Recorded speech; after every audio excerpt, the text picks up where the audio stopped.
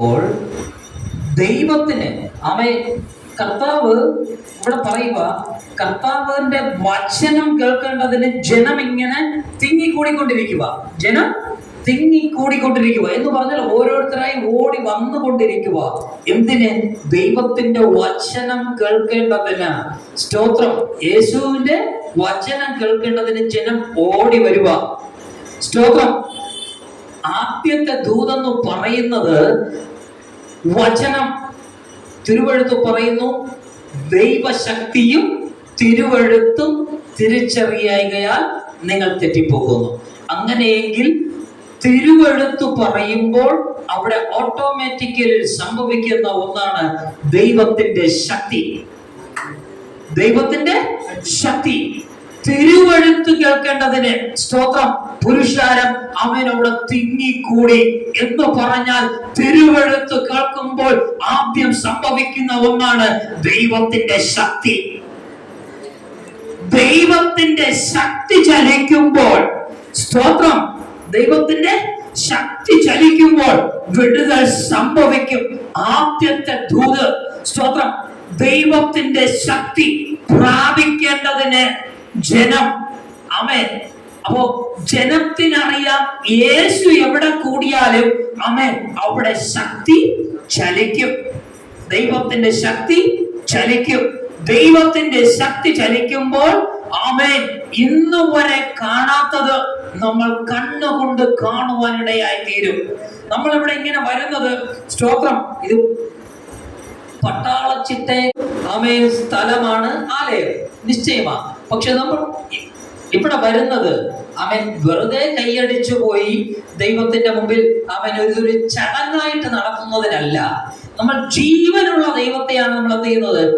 ആരാധിക്കുന്നത്. സ്തോത്രം. ജീവനുള്ള ദൈവത്തെ ആരാധിക്കുമ്പോൾ അവൻ നമ്മൾ ആരാണ്? ജീവനുള്ള ദൈവത്തിന്റെ മക്കളാണ്. ജീവനുള്ള ദൈവത്തെ ആരാധിക്കുമ്പോൾ ജീവനുള്ള ദൈവത്തിന്റെ മക്കൾക്ക് എന്ത് സംഭവിക്കണം? ദൈവത്തിന്റെ ജീവൻ വ്യാപരിക്കണം. സ്തോത്രം. ദൈവത്തിന്റെ ജീവൻ വ്യാപരിക്കുമ്പോൾ ആമേൻ സംഭവിക്കാത്തത് സംഭവിക്കും. ദൈവത്തിന്റെ ജീവൻ വ്യാപരിക്കുമ്പോൾ അവൻ സംഭവിക്കാത്തത് സംഭവിക്കും. ഓട്ടോമാറ്റിക്കലി സംഭവിക്കും. അങ്ങനെയാണ് ഒരു വ്യക്തി ദൈവത്തെ അറിയുവാനിടയാകുന്നത്. സ്തോത്രം. ഇവിടെ സംഭവിക്കുന്നതെന്ന് പറയുന്നത് യോഹന്നാൻ, യാക്കോബ്, സ്തോത്രം, ശിമോൻ രക്ഷിക്കപ്പെടുന്ന വിഷയമാണ്. എന്ത് സംഭവിക്കുന്നു? അവിടെ രക്ഷിക്കപ്പെടുന്നു. അവർ ലോകത്തിലായിരിക്കുന്നവർ ക്രിസ്തുവിലേക്കാകുന്ന ഒരു വിഷയമാണ് ഇതെന്ന് പറയുന്നത്. ഈ വിഷയത്തെ നമുക്ക് എങ്ങനെ വേണമെങ്കിലും ഒരു വാക്യത്തെ നമുക്ക് പ്രസംഗിക്കാൻ പറ്റും. കാരണം ഈ ഒരു വാക്യത്തിന്റെ മറവിൽ സ്തോത്രം 1000 അർത്ഥങ്ങളുണ്ട്, ലക്ഷക്കണക്കിന് അർത്ഥങ്ങളുണ്ട്, മർമ്മങ്ങളുണ്ട്, ഉപദേശ വിഷയങ്ങളുണ്ട്. സ്തോത്രം. ഇവിടെ ദൈവം കൊടുക്കുന്ന പ്രയോറിറ്റി എന്ന് പറയുന്നത് ഉപദേശമാണ്. ദൈവം കൊടുക്കുന്ന പ്രയോറിറ്റി എന്ന് പറയുന്നത് ഉപദേശമാണ്. അത് യേശുവിന്റെ കാലത്തിന് മുമ്പും യേശുവിന്റെ കാലത്തിന് പിൻപും ആമേൻ ദൈവം കൊടുക്കുന്ന ഫസ്റ്റ് പ്രയോറിറ്റി ഉപദേശം. അതുകൊണ്ടാണ് ഒരുപാട് പാപങ്ങൾ ചെയ്തിട്ടും വില മുടക്കേണ്ടി വന്ന മനുഷ്യനായിട്ടും ദാവീദ് കർത്താവിനോട് പറയുന്നു, സ്തോത്രം, ദൈവമേ അങ്ങയുടെ ചട്ടങ്ങളെ എന്നെ പഠിപ്പിക്കണമേ. അങ്ങയുടെ ചട്ടങ്ങളെ എന്നെ പഠിപ്പിക്കണമേ. സ്തോത്രം. ഇവിടെ നമ്മൾ വായിച്ചപ്പോൾ ദൈവത്തിന്റെ ഉപദേശം കേൾക്കേണ്ടതിന്, ദൈവത്തിന്റെ വചനം കേൾക്കേണ്ടതിന് എന്ന് പറഞ്ഞാൽ നമ്മുടെ ജീവിതത്തിൽ ക്രമങ്ങൾ സംഭവിക്കണം. കർത്താവിന്റെ ദാസൻ തൊട്ട് മുമ്പ് പറഞ്ഞു, ജീവിതം ക്രമപ്പെടുത്തണം. ഈ ക്രമങ്ങൾ എങ്ങനെ സംഭവിക്കുന്നു? ദൈവത്തിന്റെ വചനത്താൽ.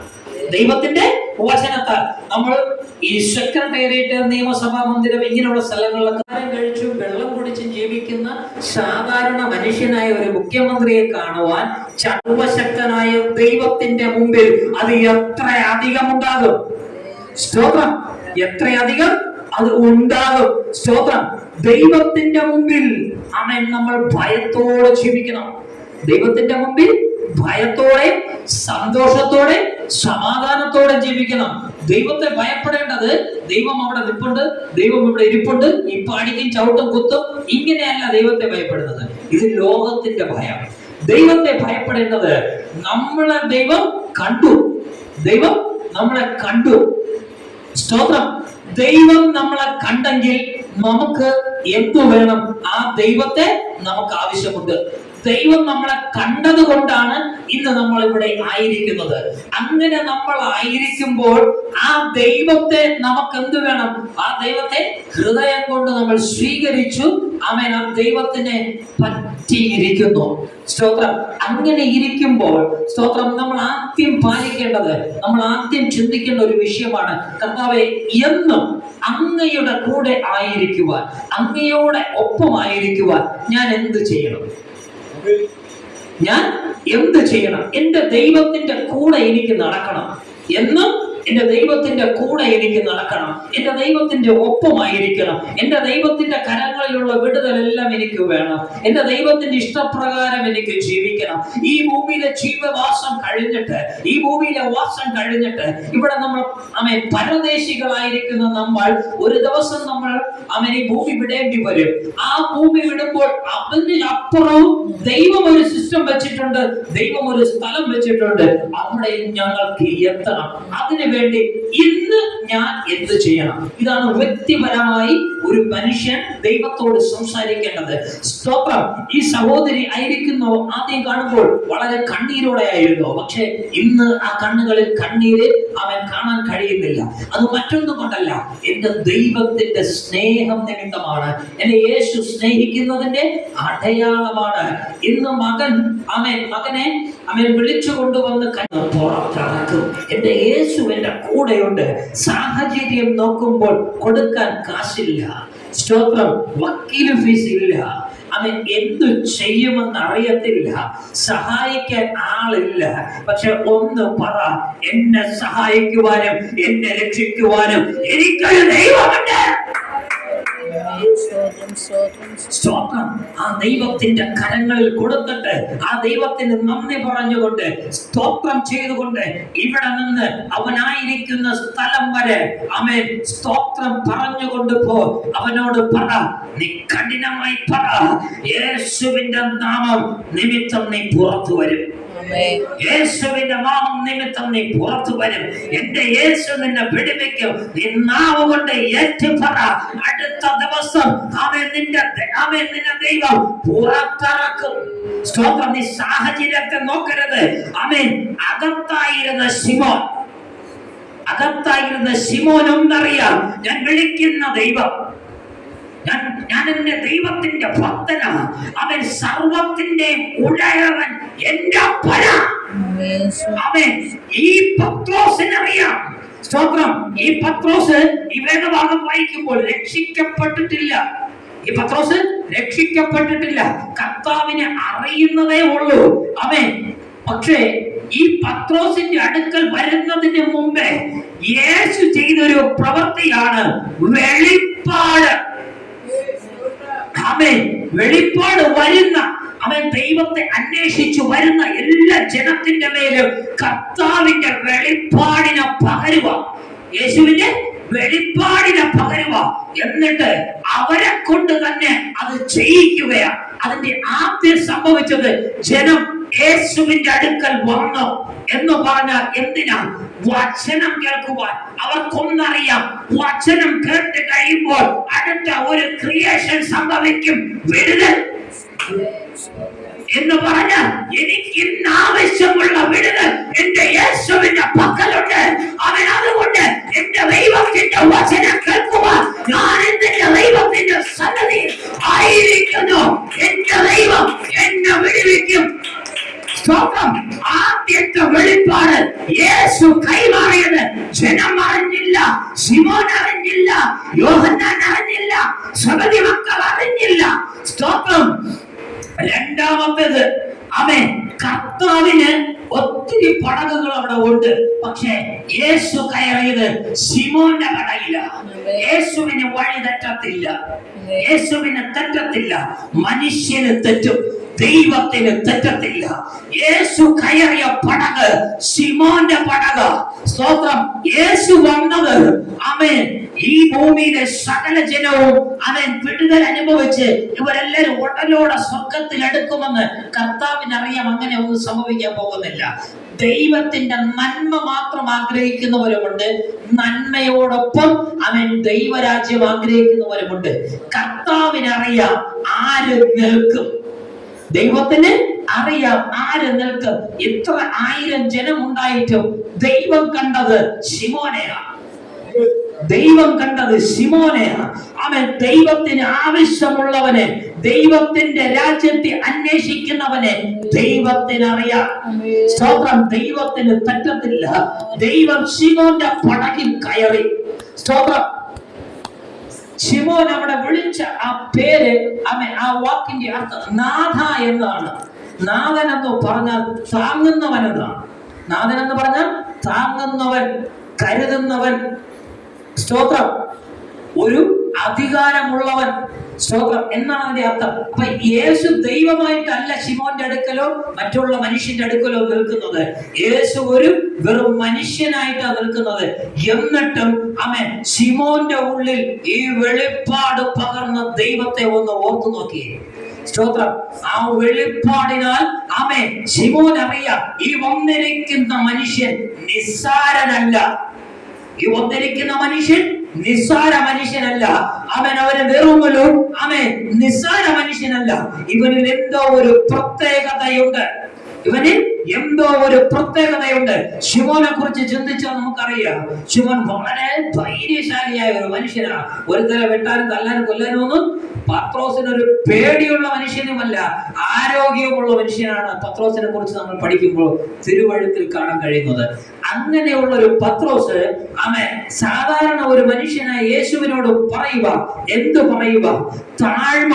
ആദ്യം ശിമോനിൽ കാണുന്നത് താഴ്മയാണ്. ശിമോൻ ഒന്നാം തരം അഹങ്കാരിയാണെന്നുള്ളത് യേശുവിന്റെ കൂടെ നടന്നപ്പോൾ തന്നെ തെളിയിച്ച ഒരു മനുഷ്യനാണ് ശിമോൻ എന്ന് പറയുന്നത്. ഒറ്റ വെട്ടിന് ചെവി താഴെ. സ്തോത്രം. അപ്പോ കർത്താവ് അതിനെ തിരികെ പൊട്ടിച്ചു കൊടുത്തു എന്ന് പറഞ്ഞാൽ ശിമോന്റെ ധൈര്യത്തെ അവിടെ കാണുന്നത്. ഭയങ്കര ധൈര്യശാലിയായ ഒരു മനുഷ്യനാണ് ശിമോൻ. ഒന്ന് ഓർത്തു നോക്കണം. വാളെടുക്കാനും വെട്ടാനും ഒരു സെക്കൻഡ് കൊണ്ട് അവിടെ സംഭവിക്കുക. ജഡത്തില് ആത്മീകപരമായിട്ടല്ല അവിടെ സംഭവിച്ചത്, പ്രാകൃതപരമായിട്ട് ജഡികമായിട്ട് അവിടെ സംഭവിച്ചത്. ആത്മീകം അങ്ങനെയുള്ളതല്ല എന്ന് തിരുത്തി കൊടുക്കുന്ന ഒരു ഭാഗം നമുക്ക് എല്ലാവർക്കും അറിയാം. സ്തോത്രം. ഈ ശിമോനോട് കർത്താവ് പറയുക, നീ ആഴത്തിൽ വലയിറക്ക്, മീൻ പിടിക്കുന്നതിന് വേണ്ടി. അപ്പൊ അടുത്ത സെക്കൻഡിൽ ശിമോനിൽ കാണുന്ന ഒന്നാണ് അനുസരണം. എന്താണ് അനുസരണം? സർവശക്തനായ യേശു ഭൂമിയിൽ വന്നു, അനുസരണമുള്ളവനായി ജീവിച്ചു. മനുഷ്യനായി എവിടം വരെ? ക്രൂശിലെ മരണത്തോളം അനുസരണമുള്ളവനായി ജീവിച്ചു. സ്തോത്രം. നിന്റെ ജീവിതത്തിൽ അനുസരണമുണ്ടെങ്കിൽ നിന്റെ പറ്റിയിരിക്കുന്നവനും നിന്റെ അനുസരണം കണ്ട് അനുസരണമുള്ളവനായി തീരും. സ്തോത്രം. നീ ആദ്യം എന്ത് ചെയ്യണം? ജീവിച്ച് കാണിക്കണം അനുസരണമുള്ളവനായിട്ട്. സ്തോത്രം. അങ്ങനെ സംഭവിക്കുമ്പോൾ നിനക്ക് ചുറ്റി ഇരിക്കുന്നവനും അനുസരിക്കുന്നത് കാണുവാൻ ഇടയായി തീരും. യേശു തുടക്കം മുതലേ അനുസരിക്കുന്നവനായിട്ടാണ് യേശുവിനെ നമുക്ക് തിരുവഴുത്തിൽ കാണാൻ കഴിയുന്നത്. അത് ജനിച്ച ആ ദിവസം മുതൽ 33.5 വയസ്സ് വരെ യേശു അനുസരണമുള്ളവനായി ഭൂമിയിൽ ജീവിച്ചു. സ്തോത്രം. അങ്ങനെ ജീവിച്ച യേശു പടകിൽ കയറി ഇരുന്നിട്ട് നീ ഒന്ന് വല ഇറക്കുമോ എന്ന് അപേക്ഷിച്ച ചോദിക്കുന്നത് അധികാരത്തോടെയല്ല. അവിടെ ചോദിക്കുന്നത് ഒരു റിക്വസ്റ്റ് ആണ്. യേശു അവിടെ ഒരു റിക്വസ്റ്റ് പുറപ്പെടുവിക്കുകയാണ്. ആരോട്? ശിമോനോട്. ശിമോനെ, നീ ഒന്ന് ചെയ്യുമോ? നീ ഒന്ന് ചെയ്യുമോ? സ്തോത്രം. യേശുവിന്റെ ഒരു അധികാരവും യേശുവിന്റെ ഒരു ദൈവികവും യേശു അവിടെ എടുത്തത് നമ്മൾ തിരുവഴുത്തിൽ കാണുന്നില്ല. സ്തോത്രം. യേശു ഇത് പറയുമ്പോൾ ഇത് അനുസരിക്കുമെന്ന് ശിമോൻ അറിയത്തില്ല, പക്ഷെ യേശുവിനറിയാം. ശിമോൻ അറിയത്തില്ല, പക്ഷെ യേശുവിനറിയാം.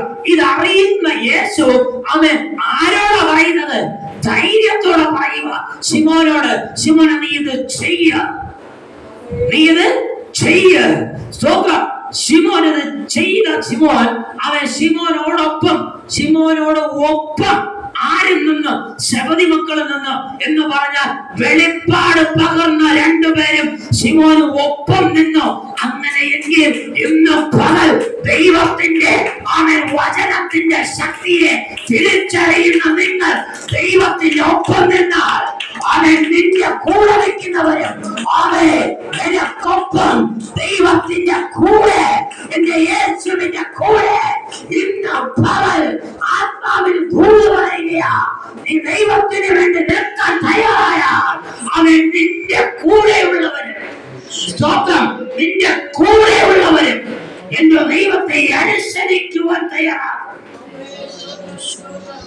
ദൈവത്തെ അനുസരിക്കുക എന്ന് പറഞ്ഞാൽ അവൻ ലോകത്തിലുള്ളവർ ചെയ്യുന്ന പ്രവൃത്തിയെ അവർക്കൊപ്പം പോയിരുന്ന് ചെയ്തിട്ട് അവർ ചെയ്യുന്നതിനൊക്കെ വാങ്ങിച്ചു തന്നിട്ട് ഇങ്ങനെയല്ല ദൈവത്തെ അനുസരിക്കുന്നത്. നമ്മൾ ദൈവത്തിൽ വെറൈറ്റി ഉള്ള ഒരു മനുഷ്യനായിരിക്കണം. ദൈവത്തിൽ വെറൈറ്റി ഉള്ള ഒരു മനുഷ്യനായിരിക്കണം. ലോകം ചെയ്യുന്നത് പോലെ നമ്മൾ ചെയ്യരുത്. നമ്മൾ ക്രിസ്തുവിൽ വെറൈറ്റി ഉള്ള ഒരു മനുഷ്യനായിരിക്കണം. എന്ന് പറഞ്ഞാൽ ലോകം പറയണം ഇവനോട് എന്ത് പറഞ്ഞിട്ട് കാര്യമില്ല, അവൻ നിൽക്കുന്നത് ക്രിസ്തുവിനെ അനുസരിച്ചാണ്, അവൻ ജീവിക്കുന്നത് തിരുവെഴുത്തനുസരിച്ചാണ്, അവൻ തിരുവെഴുത്തിനെ മുറുകെ പിടിക്കുന്നവനാണ്. ഈ തിരുവെഴുത്തിൽ പ്രകാരമല്ലാതെ അവന് ഒരു കാര്യത്തിന് കിട്ടത്തില്ല എന്ന് ജനം പറയുവാൻ തക്കവണ്ണം നിന്റെ ജീവിതം അങ്ങനെയായിരിക്കണം. സ്തോത്രം. എന്റെ കുടുംബത്തിനകത്ത് ഞാൻ അങ്ങനെയൊക്കെ ചെയ്യുന്ന അവര് ചോദിച്ചു, ഞാൻ എന്റെ കർത്താവിന്റെ വേലയും ചെയ്യും. സ്തോത്രം. എന്നിട്ട് ആ ഡെഡ് ബോഡി അവിടെ കിടക്കുമ്പോൾ നേരം വിളക്കുന്നതിന് മുമ്പ് ഞാൻ സ്ഥലം വിട്ടു. നമ്മുടെ മാതൃക എന്ന് പറയുന്നത് ക്രിസ്തുവാണ്. സ്തോത്രം. ഞാൻ ആ മീറ്റിംഗ് മാറ്റി വെച്ചിട്ട് എന്റെ യേശുവിനെ മാറ്റി വെച്ചിട്ട് മനുഷ്യനെ സന്തോഷിപ്പിക്കാൻ പോയിരുന്നെങ്കിലോ എനിക്ക് ഇങ്ങനെ നിന്ന് പ്രസംഗിക്കാൻ പറ്റത്തില്ല.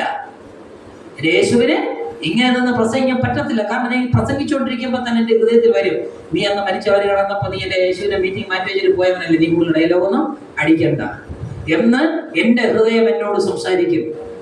അത് സംസാരിക്കാതിരിക്കണമെങ്കിൽ ജീവിതത്തിൽ ഒരു വിട്ടുവീഴ്ച പാടില്ല. സ്തോത്രം.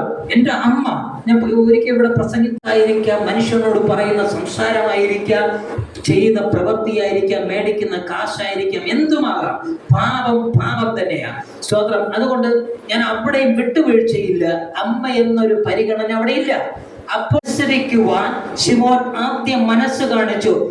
കാരണം ഉപദേശം കേട്ടപ്പോൾ, സ്തോത്രം, ശിമോന്റെ ഹൃദയത്തിൽ വെളിപ്പാട് ലഭിച്ചു. ഉപദേശം കേട്ടപ്പോൾ ശിമോന്റെ ഹൃദയത്തിൽ വെളിപ്പാട് ലഭിച്ചു. ഇവന്റെ വാക്കുകൾ അനുസരിച്ചാൽ ചിലത് സംഭവിച്ചേക്കാം. അങ്ങനെയെങ്കിൽ ദൈവത്തെ അനുസരിക്കുമ്പോൾ സംഭവിക്കുന്ന ഒന്നാണ് വിടുതലെന്ന് പറയുന്നത്. ദൈവത്തെ അനുസരിക്കുമ്പോൾ സംഭവിക്കുന്ന ഒന്നാണ് വിടുതൽ. അങ്ങനെയെങ്കിൽ നമ്മുടെ ജീവിതത്തിൽ ഇന്നൊരു വിഷയം സംഭവിക്കണം. അപ്പോൾ അവൻ ശിമോൻ അനുസരണം കാണിച്ചു. ശിമോൻ വലയിറക്കി ഒരു രാത്രി മുതൽ അവൻ മുഴുവനും കഷ്ടപ്പെട്ട് ഒന്നും കിട്ടിയില്ല. പക്ഷെ ദൈവത്തെ അനുസരിച്ച ശിമോൻ അവൻ അടുത്തുള്ളവരെ മാടി വിളിക്കത്തക്കവണ്ണം എന്റെ ദൈവത്തിന്റെ പ്രവൃത്തി ശിമോന്റെ ജീവിതത്തിൽ വെളിപ്പെട്ട് വന്നപ്പോൾ, സ്വന്തം അവൻ തലേ ദിവസം വരെ കണ്ടതല്ല, അവൻ ഇന്ന് വരെ കണ്ടിട്ടില്ലാത്ത ഒരു ദൈവത്തിന്റെ പ്രവൃത്തി നിന്റെ ജീവിതത്തിൽ സംഭവിച്ചിരിക്കും. ആമേൻ. എന്റെ യേശുവിന്റെ പ്രവൃത്തി നീ കാണണമെങ്കിൽ ആദ്യം നീ ചെയ്യേണ്ട ഒന്നാണ് അനുസരണം. നീ അനുസരിക്കുവാൻ തയ്യാറാണോ? ചിലരുണ്ട്, എന്തൊക്കെ കേട്ടാലും ശരി, ഞാൻ ജനിച്ചപ്പോഴേ കണ്ടതാ ഇത്, അതുകൊണ്ട് ഞാൻ ഇത് ഉപേക്ഷിക്കത്തില്ല. നീ ഉപേക്ഷിക്കണ്ട. നീ മരിക്കുന്നവരങ്ങനെ ഇരുന്നോളൂ. മരിക്കുന്നവര് അങ്ങനെ ഇരിക്കും. സ്തോത്രം. ഉപേക്ഷിക്കേണ്ടത് നീ ഉപേക്ഷിക്കണം. സ്തോത്രം. അനുസരിക്കേണ്ടത് നീ അനുസരിക്കണം. ദൈവത്തെ അനുസരിക്കാത്തവർക്ക് ഒന്നും കിട്ടത്തില്ല. ശിമോനോട് കർത്താവ് പറഞ്ഞ് ഇറക്കട വല. ശിമോൻ ഇറക്കി. അങ്ങനെയെങ്കിൽ അവൻ ഇന്ന് പകൽ നിങ്ങളുടെ ജീവിതത്തിൽ അവൻ നിങ്ങൾ ചെയ്യേണ്ടതിനെ നിങ്ങൾ ചെയ്തു കഴിഞ്ഞാൽ സ്തോത്രം, നിങ്ങൾ യേശുവിനെ മുറുകെ പിടിച്ചിട്ട് അവൻ കുടുംബത്തിലുള്ള ഭർത്താവിനോട് പറ, മകനോട് പറ, എന്റെ ദൈവം കൂടെയുണ്ട്, ഭാരപ്പെടണ്ട, വിഷമിക്കണ്ട, ദൈവം കൂടെയുണ്ട്, യേശു കൂടെയുണ്ട്, വിടുതൽ കണ്ടിരിക്കും, വിടുതൽ കണ്ടിരിക്കും. ഇതൊരു സംശയത്തിന്റെ വാക്കല്ല, ഇതൊരു പരീക്ഷണമല്ല. എന്റെ യേശു ഇന്നും ജീവിക്കുന്നു. ആമേൻ. എന്റെ യേശു ജീവിക്കുന്നത് കൊണ്ട് നിങ്ങളും ജീവിക്കേണ്ടതിന് ജീവനുള്ള ദൈവത്തിന്റെ ശക്തി ഇന്ന് പകൽ ഇവിടെ വ്യാപരിക്കുന്നത് കൊണ്ട് ആ ജീവൻ നിങ്ങളിലും വ്യാപരിക്കുന്നു. സ്തോത്രം. അത് സംഭവിച്ചുകൊണ്ടിരിക്കുക, അത് സംഭവിച്ചുകൊണ്ടിരിക്കുക, അത് സംഭവിച്ചുകൊണ്ടിരിക്കുക. നിങ്ങളുടെ വിദ്യാഭ്യാസത്തിന്റെ കാര്യത്തിലായാലും, ജോലിയുടെ കാര്യത്തിലായാലും, സാമ്പത്തിക മേഖലയായാലും, എന്ത് വിഷയമായാലും ദൈവം അതറിയുന്നു, ദൈവം അതറിയുന്നു. സ്തോത്രം. ഒരു വയസ്സായ മനുഷ്യനെ ഞാൻ കാണുക എന്ന് പറഞ്ഞാൽ മുടിയൊക്കെ ഇച്ചിരി മുമ്പിൽ നിന്ന് ഇങ്ങനെ കഷണ്ടി തീരുമാനിച്ചു കഴിഞ്ഞാൽ ദൈവം പല പ്രവർത്തികളെയും നിങ്ങളുടെ ജീവിതത്തിൽ വെളിപ്പെടുത്തിക്കൊണ്ടേയിരിക്കും. സ്തോത്രം. കർത്താവ് ചെയ്ത പ്രവൃത്തി കണ്ടപ്പോൾ അവൻ ശിമോൻ കർത്താവിന്റെ കാൽക്കൽ വീണിട്ട് പറയുക, നാഥ, സ്തോത്രം, ഗുരു, അവേ എന്നെ വിട്ടു പോകണമേ, ഞാൻ പാപിയായ മനുഷ്യൻ. ശിമോൻ അവിടെ ഉണ്ടായത് അവൻ പാപബോധമല്ല, കുറ്റബോധം. ബോധം രണ്ട് തരമുണ്ട്. പാപബോധമുണ്ടായ മനുഷ്യൻ ശരിയായ മനസാന്തരപ്പെടും. കുറ്റബോധമുണ്ടായ മനുഷ്യന് മാനസാന്തരം ഉണ്ടാകും, വീണ്ടും പാപം ഇങ്ങനെ ഓട്ടോമാറ്റിക്കലി അവൻ ചെയ്തുകൊണ്ടേയിരിക്കും.